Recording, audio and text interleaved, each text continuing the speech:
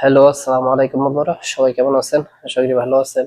তো আজকে আপনাদের সাথে কথা বলবো আমি সৌদি আরবের ইনভেস্টর লাইসেন্স নিয়ে। ইনভেস্টর লাইসেন্সটা আপনি প্রথম বছর হয়তো অ্যারেঞ্জ করে এই 10-15 হাজার রিয়ালের মধ্যে করে ফেলবেন। তারপরে দেখা যাবে বছর শেষে আপনার কিন্তু বড় একটা অ্যামাউন্ট এসে দাঁড়াবে এটা রিনিউ করার জন্য। তারপরে আপনি যে ইনভেস্টর হবেন তার লাইসেন্সের জন্য দরকার আপনার এই 10-15 হাজার রিয়াল। তারপরে যে আপনি একটা মাহাল দিবেন বা একটা দোকান ভাড়া নিবেন, দোকান ভাড়া আছে, দোকানের ডেকোরেশন আছে। তারপরে আপনি কিসের বিজনেস করবেন, আপনি কি বিক্রি করবেন বা কোনো ট্রাভেলস করবেন বা কি সার্ভিস দিবেন তা নিয়ে আপনার লোক থাকতে হবে। আপনি যদি কাজ জানেন তো ভালো, আর না জানলে আপনার লোক জোগাইতে হবে।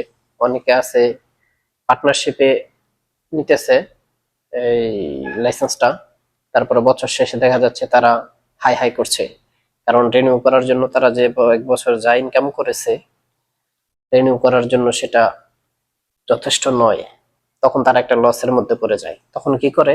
তখন কিছু না বুঝে তারা আবার আগের মতো কাজ করে।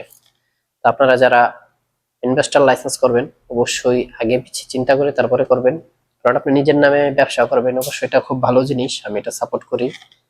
তবে একবার নয়, দুইবার নয়, 10 বার ভাববেন, তারপরে সামনে এগোবেন। যে বছর শেষে আপনার ইনকামটা কোথা থেকে আসবে, এটা রিনিউ করার জন্য কত টাকা লাগবে, সবকিছু জেনে বুঝে তারপরে সামনে এগোবেন।